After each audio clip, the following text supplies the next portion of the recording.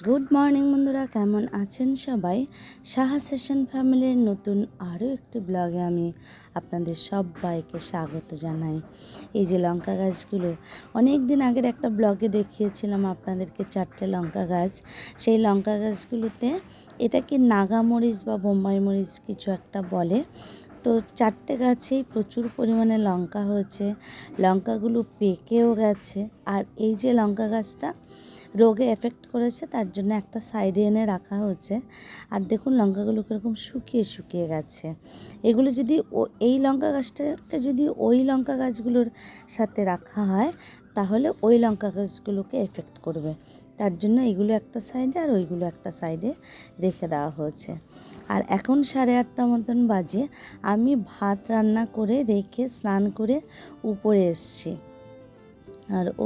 আর এই যে একটা দেখুন কি অবস্থা, এই ফুলগুলো কিছুতেই ফুটছে না। মানে এরকম কুড়ি অবস্থাতে থেকেই মনে হচ্ছে যেন লাল হয়ে গেছে, পড়ছেও না, কিছু না, এরকমভাবেই রয়েছে। আর এই যে নয়নতারা গাছেও একটু একটু করে ফুল ফুটছে। আর এই যে ঠাকুর পুজো দিতে এসছি, আগে পুজোটা করে নেব। ভাতটা যেহেতু করে নিয়েছি আর তাড়াটা আমার নেই। আর পুজো কমপ্লিট করে আমি চলে এসেছি নিচে। তো এখন একটা ডিম অমলেট করে নেব। ডিম অমলেটটা করব এই কারণে, ওর বাপি আজকে বেরোবে 10টার ট্রেনে।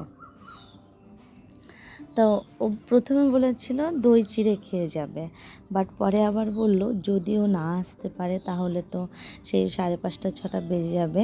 তো বললো আমাকে একটু ভাতই করে দিও। তা আমি ওই যে বললাম আগে আলু সেদ্ধ দিয়ে ভাত করে নিয়েছি একসঙ্গে করে। আর এখন একটু ডিম অমলেট দিয়ে দিয়েছি।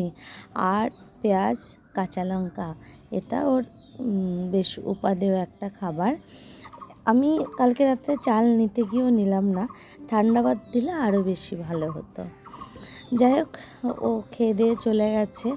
আর মেয়েকেও আমি আনতে যাব বলে ঠিক করেছিলাম, বাট রেডি হয়েও আমি আর আনতে যাইনি। ওর বাপি কিছুটা এগিয়ে দিয়ে গেছে, তারপরে মেয়ে একা একাই চলে এসছে। আর এখন আমি রান্নাঘরে চলে এসেছি। এত গরমে কি রান্না করব বুঝে উঠতে পারি না। খাবারের প্রথম পাতে মনে হয় একটু তিতো খাই, আর লাস্ট পাতে মনে হয় একটুখানি টক খাই। যে কোনো টক জাতীয় খাবার খেলে মনে হয় যে না, ঠিক আছে। এতটাই অসুবিধা হচ্ছে। তো আজকে বিশেষ কিছু রান্না করব না, শুধু চিকেনের ঝোল করব। আর একটু সকালবেলা একটুখানি ওই মাছের ডিম বড়া করার জন্য রেখেছিলাম, সেইটুকু ছিল। তো অল্প কয়টা বড়া মতো হয়েছিল, সেই কটাই করা রয়েছে। আর বিশেষ কিছু রান্না করতে আজকে ইচ্ছে করছে না। চিকেনটাকেও বললামই একদম নর্মাল ঝোল, মানে ঝোলই করব, পাতলা হয় না। আমি পাতলা ঝোল রান্না করতে পারি না, মশলাটা একটু বেশি পড়ে যায়। বিশেষ করে টমেটোটা দেওয়া হয় বলে বোধহয় বেশি বলে আরও মনে হয়। যাই হোক, মশলাটা একটুখানি কষিয়ে নিয়ে তার সঙ্গে চিকেনটাকে ধুয়ে লবণ মাখিয়ে রেখেছিলাম, যাতে লবণটা চিকেনের অ্যাবজর্ব করতে পারে।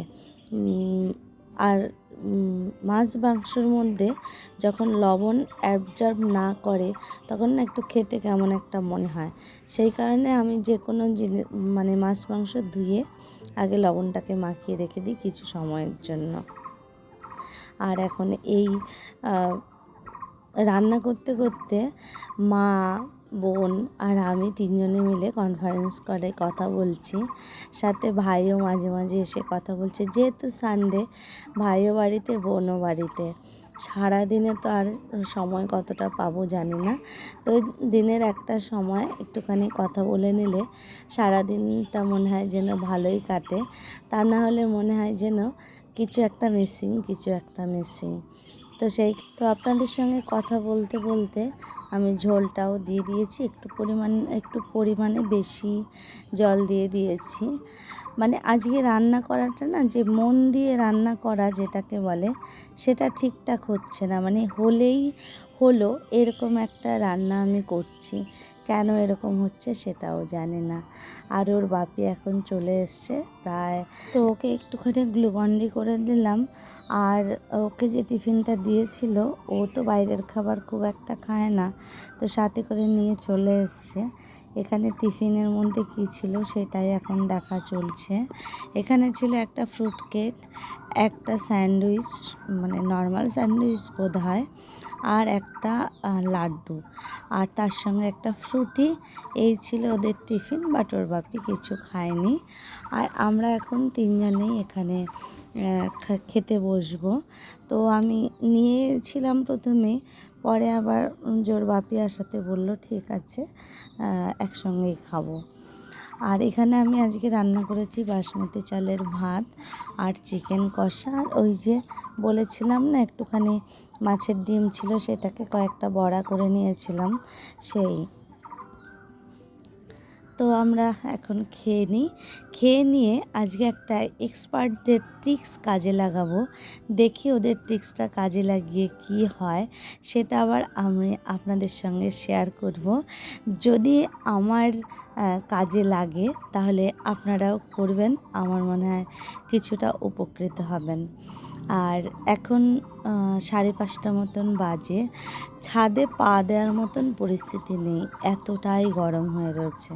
তো এক্সপার্টরা বলেছেন যে ছাদে যদি এরকম গরম হয় তাহলে কিছু বিচুলি এনে যদি বিছিয়ে দেওয়া যায় এবং মাঝে মাঝে একটু জল ছিটিয়ে দেওয়া যায়, তাহলে নাকি মানে গরমটাকে বিচুলি অ্যাবজর্ব করে নেবে, তাহলে আর ঘর অতটা গরম হবে না। বাট আমি বিচুলি কোথায় পাবো, সেটা তো আমার দ্বারা পসিবল নয়। তাই ওর বাপিকে আমি বললাম, ওর বাপি আবার উপর থেকে এই 10-11টা বস্তা খুঁজে পেয়েছে, সেইগুলো নামিয়ে নিয়েছে। আমি বললাম তবে চলো এটাকে দিয়েই আজকে কাজে লাগাই। তো যাই হোক, ওর বাপি এই বস্তাগুলোকে লাগিয়ে মানে বিছিয়ে দিয়েছে সুন্দর করে। এবার পাম্প চালিয়ে জল দেওয়ার কাজটা চলছে। এতক্ষণ আমি দিচ্ছিলাম, আমার দেওয়াটা ঠিক ওর পছন্দ হচ্ছিল না বলে ও আবার আমার হাত থেকে নিয়ে দিয়েছে।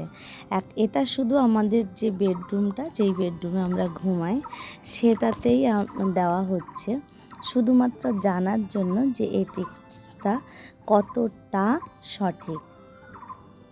তো ভালো করে জল দিয়ে ভিজিয়ে দেওয়া হয়েছে, ওর বাপিও কিছুটা দিল। তারপরে আমি সাইডে যে ছাদের যে জল পাস হওয়ার জায়গাগুলো থাকে, সেইগুলোতেও ওকে বললাম যে তুমি একটু এগুলো বন্ধ করে দাও, তাহলে জলটা আর বাইরে বেরিয়ে যাবে না। তো আমি ভালো করে ভিজিয়ে দিলাম, সাথে কিছু গাছেও জল দিয়ে দিলাম।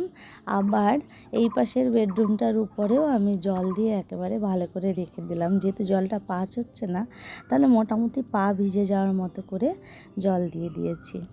তো যাই হোক, আজকের এই ব্লগটা এই পর্যন্তই রাখছি। তো আপনারা সবাই ভালো থাকবেন, সুস্থ থাকবেন, দেখা হবে পরের ব্লগে।